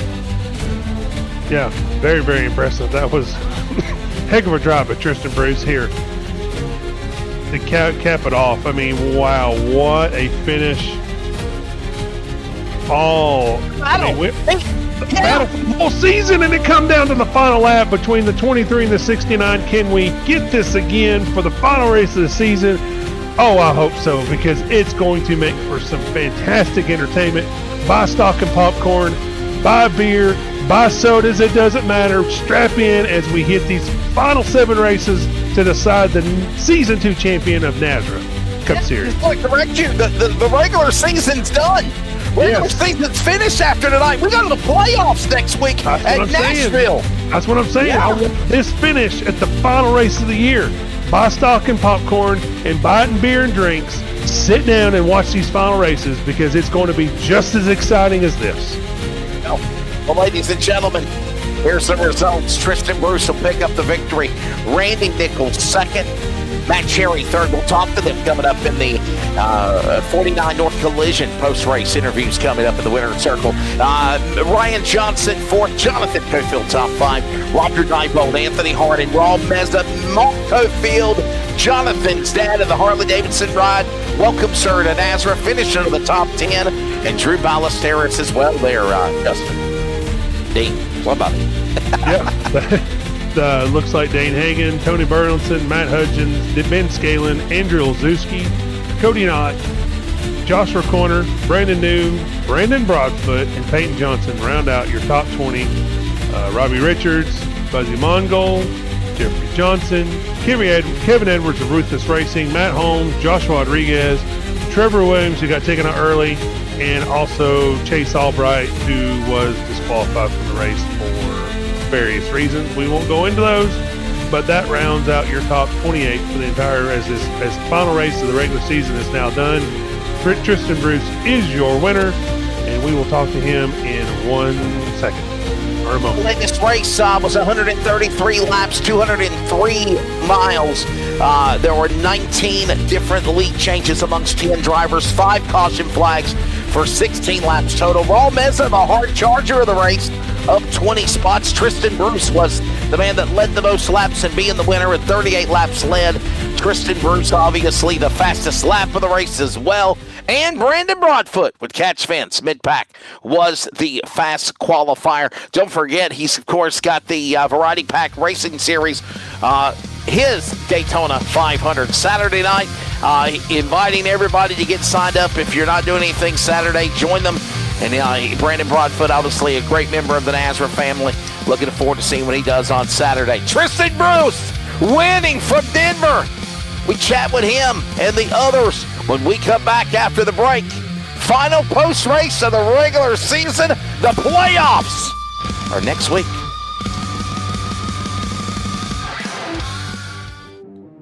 Craftsmanship that lasts a lifetime is Florida Cabinet Distributors. With over 20 years in business and 39 years of woodmaking experience, they proudly serve Northeast Florida to Southeast Georgia, delivering custom woodwork that combines precision, beauty, and durability. Whether you're dreaming of a custom kitchen, bathroom vanity, fireplace and mantle, entertainment center, outdoor kitchen, or even a full library, we can build it at Florida Cabinet Distributors, exactly the way that you envision. Hey, no project is too big or too small. If it's made of wood, Florida Cabinet Distributors can make it.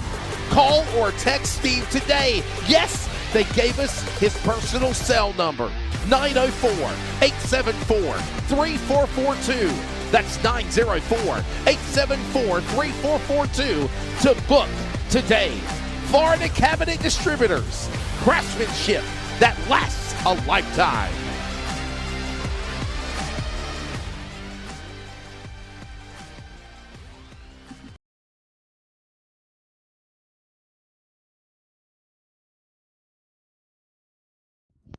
If you got paid to broadcast baseball, you'd love it too, Dean. Okay, so We love my friends. Welcome back. Hey, everybody. We're having a little announcer battle during the TV Crickets timeout. Crickets, indeed. Yes, sir. Where those my crickets at? There they are. Yeah. Hey, yeah. It's only got 1 billion people watching it compared to what? A couple of 100 million watching baseball. Anyway, Wesley, we got interviews. Let's bring in Tristan Bruce. Let's bring in Randy Nichols. Let's bring in Matt Cherry, the podium drivers, and we'll make this quick because I got to go to bed. You got to go to bed too, Dean. Well, I don't know if you got to go to bed or not because I know I got to go to bed. I got to get up at 4:00 in the morning to work with you again for Australia. But nonetheless, Tristan. Big congratulations, man. Had a really strong car, good run, stayed out of trouble, raced your way back up to the front. And when you made the pit stop, you made it work, got there, never looked back, held off anybody coming at you like Randy Nichols. And when it's said and done, you pick up a victory. Congratulations. Yeah, thanks, Wesley. When I saw Randy go in the pit, I was like, oh, shoot, here we go. Because, from the lead, it's hard to tell when you should make that green flag run and pit from the lead, but so obviously when I saw Randy win, that's when I needed to go the next lap, and I came out of pit road, shuffled directly behind him, and was just able to get around him again, and I wasn't sure. I think he may have been saving just a little bit to push for those last 4 or 5 laps or so, which if he did, it worked. He was right there, but when you get right behind someone, the arrow is just so detrimental, and the wake pushes you up the track and whatnot, so you got to play it right. But I had fun. Sorry to Matt, who's in here. I'm glad he finished P3. I made that slider for the stage 1 win and gave him a little bit of damage, and I walked away free from it. But all in all, a good night. Hoping to keep rallying this on for next week. Justin? Yeah. Give it to the boss. I guess the biggest thing was that how did you have to go get a sweat rag? How much sweat was rolling down your face and your hands trying to hold off Randy there? No, I'm definitely sweating. I forgot. I usually race with a fan plugged in, high blast right behind me, and I didn't turn it on at all tonight. So I thought Randy was gonna get me there. He's fast all night, and when I saw him coming, I knew it was gonna be good. And with how tight you get right behind someone, I knew that would help me too once he got to me. But I had fun. That was a lot of fun tonight. Yep, looks like you're going to finish probably, I would say, P4 coming into the playoffs. Looks like right now. Not bad. Missed 2 races this season, so that's not bad. Yep, that's not. Yeah, missed 2 races. Going to come into the playoffs in P4. Looks like Randy Nichols will come in P2, and then, of course Ryan Johnson just absolutely ran away with this thing with all of his stage points. But what are you anticipating for this final 7 races of the season? It's going to be hard. Playoffs are hard enough as it is. The cutoff races are 3 races. Our next races are Nashville, Daytona Road Course, and Las Vegas. How do you feel about round 1? Yeah, I'm excited for it. Honestly, you got to keep the momentum going, and get your stage points to maximize what you can to push into the next round. It's certainly going to get tough here. All these races are tough to win, so it's going to be an exciting playoffs, and I think it should be a good show for the rest of the year. So what do you give your chances of winning the play? What do you give your chances of finishing number 1 at the end of the season once we get done at Auto Club Speedway? What's your chances? Yeah, I'm not the biggest fan of Auto Club, although I did win there in our Thunderclap championship. So but with guys like Ryan and how fast he is, and we know Randy's super fast, the competition's going to be good. So but I have full confidence in myself. I think I can do it. Tristan, thanks, buddy, man. We're trying to make these interviews go by a little bit quicker. Before I let you go, thank your sponsors, and we'll see you. We'll see you in the playoffs next week at Nashville. Yeah, thanks. No sponsors for me on Wednesday nights, but just thank you guys, and in the broadcast booth, everything you do, Brady. Hope he's doing well with everything he's going through right now. Thank you, Justin. Thank you to all my family, mom, dad, sisters, stepmom, nieces, nephews, just everyone that watches. So thanks, guys. Tristan Bruce from Denver, North Carolina will pick up the victory, ladies and gentlemen. Obviously, for TB, we'll be able to watch and see what he does here, making a push towards the championship for High Limit. He now has 2 wins this year, along with 5 top 5s and now 6 top 10s for the driver of the number 23. Tristan Bruce there when it's all said and done, celebrating in Victory Lane. Presented by 49 North Collision. Victory Lane in Burlington. Let's go down and grab Texas driver Randy Nichols. Listen, if you wouldn't have bounced off the wall, do you feel like you would have got him? Do you feel like you maybe drove in a little too hard? But nothing wrong with Silver. Second place, and I know you're ready to make a push towards a championship also. Honestly, yeah. I think if I hadn't made a couple errors right there, choosing the lines I did in the last probably 3 laps, I think I could have got around them. But I mean, it's just a guessing game of getting into the corner and hope that the leader didn't guess right on blocking your lane. But I mean, Tristan drove a great race right there at the end. I mean, I was trying to save what I could just to get to like the last 10 laps and hope that I could easily get around him. Didn't work out that way, but I mean, it made for a pretty good race. Justin? I'm leaving here. Dean, Justin, anybody? Nope. Since we're cutting it short, I'm gonna let you run the interview and run the questions, and we'll move on to next week. No offense, but 3:30 comes early. Yeah. Randy, listen, I'll just ask you this question. If you had to go back and do it again, what you have done different to try to run down Tristan Bruce? Would you have used a bump and run? Would you have done any of those things to try to get around him to win?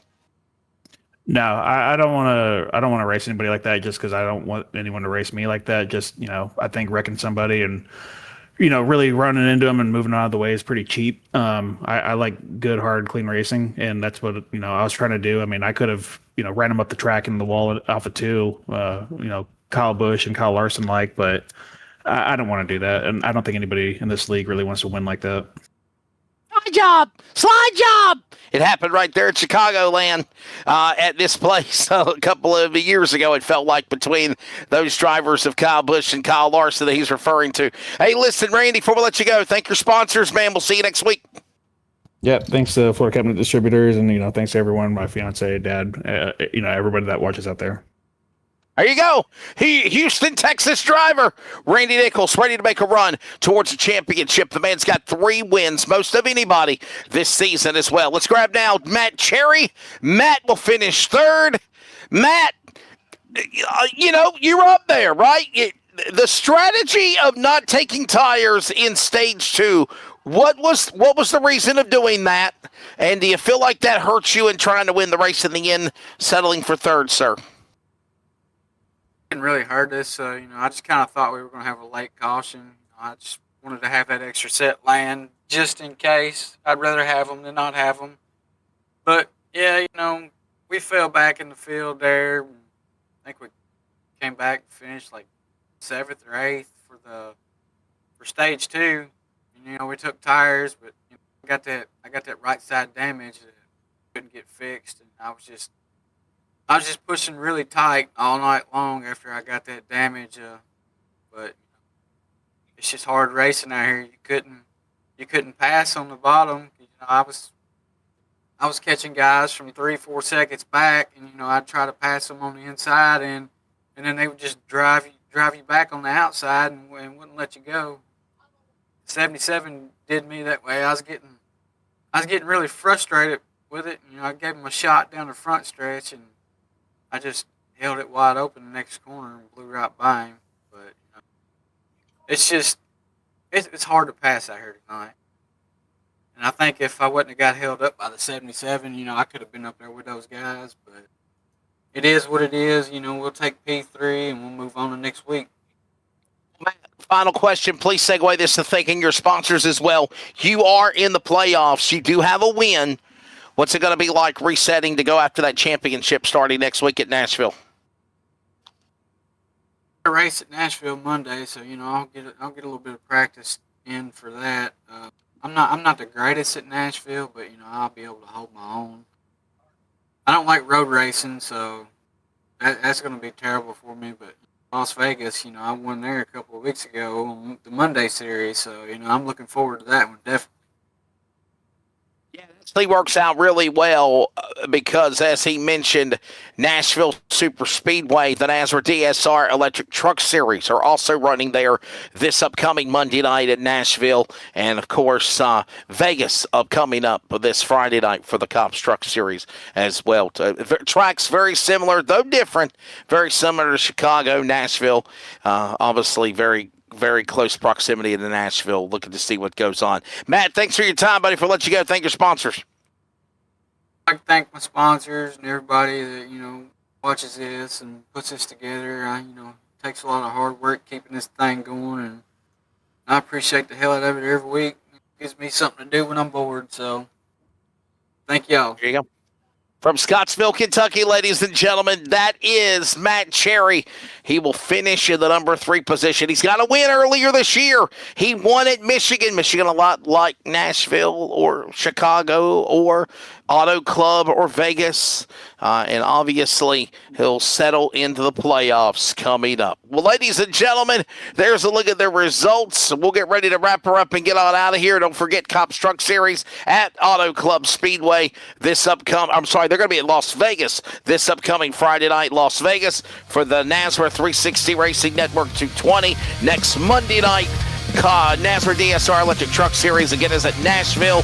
And then, of course, we are going to Nashville for the playoffs next Wednesday. Justin, Dean, your final thoughts as we'll wrap it up and get on out of here tonight. Of course, Tristan Bruce winning. If you don't tune in for these final 7 races after watching the entire season, what are you doing? What are you doing on Wednesday night? Tune in, watch these guys battle. I promise you, you're going to be entertained. It's going to be fun. It's going to be light-hearted at times, sometimes heavy, a lot of anxiety. Who's going to be your championship? Go ahead and make your pick. Put it in the comments. Let us know who's your championship pick. Who do you think's going to win it all as we round out season 2? Yeah, I'll mirror exactly what it says. There it is. There's where Randy could have adored T. Bruce for the win, but he said he's the better man, and he will rather just beat him on track legitimately, which we could see potentially as we head into the playoffs, gentlemen. It'll be a fun one. Playoffs begin for a championship for season 2. And the NASRA Florida Cabinet Distributors Cup Series next Wednesday night. There's the schedules. Quarterfinal round begins. Nashville, Daytona Road Course, Vegas, the Sweet 20. On to the Elite 12 with 8 eliminated in Darlington, Richmond, Talladega, the wild card, and the finale at Auto Club for the final race for those drivers to battle for the title. Tristan Bruce wins at Chicagoland. We're still praying for the boss, Brady LaBeouf, for the family, Cody Knott, all of the great crew. Good evening. We'll see you next week for the playoffs at Nashville.